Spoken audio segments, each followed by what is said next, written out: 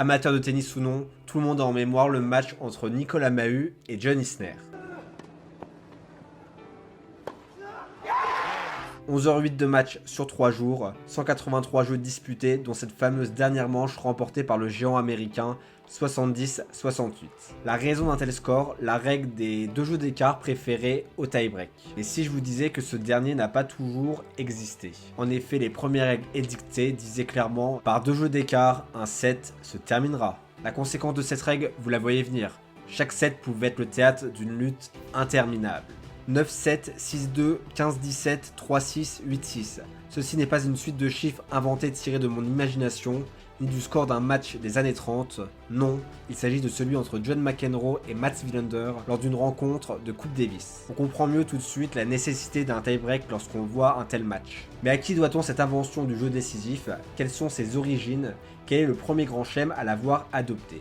C'est ce que nous allons voir aujourd'hui.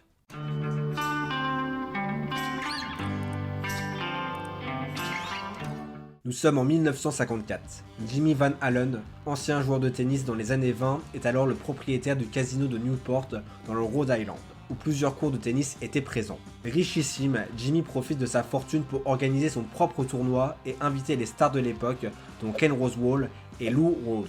En cette douce après-midi d'été, la paire australienne doit disputer un double pour le plus grand plaisir des convives. Jimmy ne le sait pas encore, mais tout ne va pas se passer comme prévu. En effet, le simple précédent qui ne doit être qu'un amuse-bouche va s'avérer interminable. Jimmy, passablement énervé, n'a alors pas d'autre choix que de délocaliser son match principal, celui que tout le monde attend, sur le court secondaire, sous peine de voir celui-ci annulé à cause de la nuit tombante. Affront supplémentaire, le cocktail du soir prévu après les rencontres dut également être annulé à cause de ce simple atroce selon les mots de Jimmy. Mais qui sont les fauteurs de troubles? Ham Richardson et Stray Clark qui finirent leur match sous le score de 6-3, 9-7, 12-14, 6-8, 18. Interminable, je vous ai dit. Le tie-break n'existe pas encore, mais cette rencontre va être à l'origine de la volonté de Jimmy Fallon de raccourcir les matchs et in fine de la création du tie-break.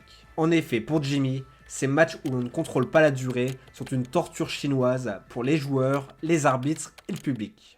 Homme de parole, il va mettre au point la première version du tie-break qu'il nomma en toute humilité le VAS pour Van Allen Streamline Scoring System. L'objet de celui-ci, réduire la durée des matchs. Il dira « Pasteurized milk, I will vasify tennis ». Après plusieurs années à itérer pour trouver le meilleur système, c'est un tie-break en 9 points qui est retenu pour l'US Open 1970.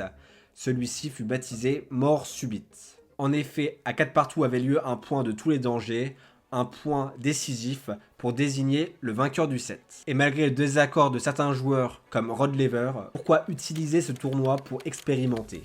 C'est l'un des plus importants dans le monde avec beaucoup d'argent en jeu. Et nous devons jouer avec un système dont ne veulent pas les joueurs et que les spectateurs ne comprennent pas.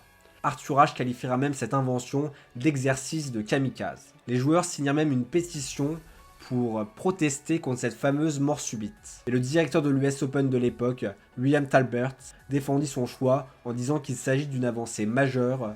Il fournit au tennis une ligne d'arrivée comme nous en avons en course automobile, en basketball, en football et dans d'autres grands sports. Et il n'a pas tort, dans un monde où le sport à la télévision commence à se démocratiser, pouvoir mieux contrôler la durée d'un match est un atout majeur pour vendre les droits à la télévision. De plus, le public adore ce nouveau système où les deux adversaires se retrouvent simultanément au bord du précipice. Et pour ajouter un côté dramatique, lorsqu'un tie-break avait lieu, un drapeau rouge était brandi pour signaler la mort métaphorique et imminente d'un des deux joueurs. Le 2 septembre 1970, le New York Times dira même qu'il s'agit de la mesure la plus révolutionnaire que le sport ait prise dans son système de comptage de points. Dès les premiers jours de l'US Open 1970, 26 morts subites ont eu lieu, dont 2 dans le 5e et dernier set. Pancho González, joueur star de l'époque, dira « J'ai l'impression de dépenser plus d'énergie en 8 ou 9 points lors d'un jeu décisif qu'au cours d'un set entier. La tension nerveuse est trop forte, je pourrais avoir une crise cardiaque. » Après des plaintes répétées des joueurs qui ne voulaient pas voir un set se jouer sur un point décisif, les instances décidèrent de changer la formule du tie-break pour celle que l'on connaît aujourd'hui. Toutefois, une autre plainte était également soulevée à propos du tie-break, celle de la possibilité de remporter un match alors qu'on n'a pas breaké l'adversaire. ce qui était impensable à l'époque où, de facto, pour gagner, il fallait prendre le service adverse. Ironie du sort, Jimmy Van Allen décéda le 3 juillet 1991, jour de la demi-finale de Wimbledon entre Stefan Edberg et Michael Stich, où le Suédois s'inclina 4-6, 7-6, 7-6, 7-6, sans concéder une seule fois son service, mais en perdant 3 tie-breaks. Que l'on soit pour ou contre les changements de règles au tennis, il est toujours bon de se replonger dans l'histoire et de voir que les règles acquises d'aujourd'hui n'ont pas toujours existé. Or, de nos jours, à personne ne viendrait l'idée de remettre en cause deux tie-breaks, théâtre des plus grandes émotions de la petite balle jaune. Du tie-break de Wimbledon 1980 entre McEnroe et Borg, à celui de Federer et Nadal en 2008,